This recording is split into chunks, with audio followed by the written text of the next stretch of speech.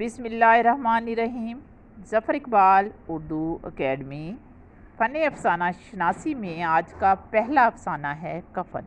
کفن لکھا پریم چند نے۔ کفن کے کردار ہیں گھیسو، مادھو، بدھیا۔ افسانے کا تعارف۔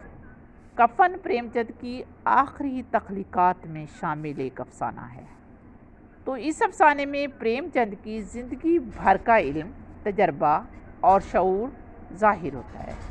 فنی سطح پر بہت پختہ افسانہ ہے، جس سے یہ ظاہر ہوتا ہے اور اس کو نقاد کہتے ہیں کہ نہ صرف یہ اردو ادب کا بلکہ ہندوستان کا بہترین افسانہ ہے، بلکہ کچھ نقاد اسے دنیا کا بہترین افسانہ کہتے ہیں۔ کہانی کی تفہیم کرتے ہیں مسلسل بھوک، استحصال اور سماجی جبر انسان سے کس طرح بنیادی اوصاف چھین لیتے ہیں، اس کی عکاسی پریم چند کے افسانے میں کی گئی ہے۔ مادھو اور گھیسو صرف اس لیے دم توڑتی ہوئی بدھیا کے پاس نہیں جاتے کہ اگر ایک گیا تو دوسرا ان آلوؤں کو کھا جائے گا جو وہ کھیت سے کھود لائے ہیں، کھود لائے تھے یعنی چرا لائے تھے۔ چوری کے کیے ہوئے آلو بھی اس ڈر سے ایک دوسرے کے بھروسے نہیں چھوڑتے کہ دوسرا کھا جائے گا۔ بدھیا کے مرنے کے بعد ہاتھ آئے کفن کے پیسوں کو وہ شراب اور کباب میں خرچ کر دیتے ہیں۔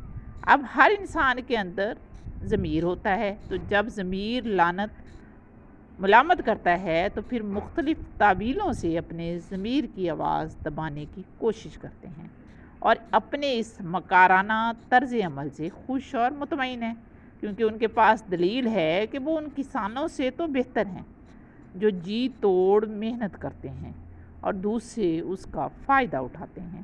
وہ بیچارے یعنی محنت کرنے والے کسان اپنی سادہ لوہی کے باعث ہمیشہ نقصان میں رہتے ہیں۔ پریم چند کا یہ افسانہ پلاٹ، کردار نگاری، فطری مکالموں اور دیگر فنی خوبیوں کی بنا پر اردو کے اہم ترین افسانوں میں شامل ہوتا ہے۔ واضح رہے بدھیا مادھو کی بیوی تھی، اور وہ عورت تھی جس نے ساری زندگی محنت مزدوری کر کے گھیسو اور مادھو کا پیٹ پالا، اور مرتے ہوئے اسے پانی بھی نصیب نہ ہوا۔ کس کی بے حسی کی وجہ سے؟ گھیسو اور مادھو کی، جنہوں نے آلو کھانے زیادہ ضروری سمجھے، بدھیا کو دیکھنا نہیں۔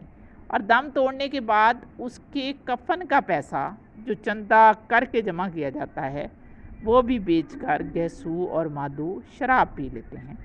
اور شراب پینے کی دلیل آپ کو میں نے بتا دیا کہ کیا دیتے ہیں۔ کہانی کا اختتام بھی بڑا معنی خیز ہے۔ دونوں شراب کے نشے میں بدمست ہو کر گانا گاتے ہیں، ٹھگنی ٹھمکا لگاوے رے۔ افسانے سے اقتباس۔ افسانے کی ابتدا بھی آلو کھانے سے ہوتی ہے۔ دونوں باپ بیٹے جھونپڑے کے باہر الاؤ جلائے دوسروں کے کھیت سے چرائے ہوئے آلو بھون بھون کر کھا رہے ہیں، اور جھونپڑے کے اندر گھیسو کی بہو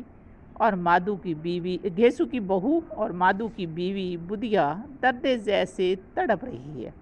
اس کی چیخ سن کر گھیسو مادھو سے کہتا ہے، جا دیکھ تو آ، لیکن مادھو جھنجھلا کر کہتا ہے، مرنا ہے تو جلدی مر کیوں نہیں جاتی، دیکھ کر کیا آؤں۔ اس افسانے کو پڑھتے ہی انسان کا ضمیر اور حصے احساس تڑپ جاتی ہے کہ ایک عورت اندر رو رہی ہے، چیخ رہی ہے، اور باہر آلوؤں پر لڑائی۔ اور وہ مرنے کا منظر بھی بڑا ہیبت ناک ہوتا ہے کہ وہ مرتی بھی عورت کے منہ میں مکھیاں جا رہی ہوتی ہیں۔ اس سے زیادہ ہیبت ناک منظر اگر آپ غور کریں تو وہ ہے کہ اس کے کفن کے پیسوں سے شراب پی لی جاتی ہے۔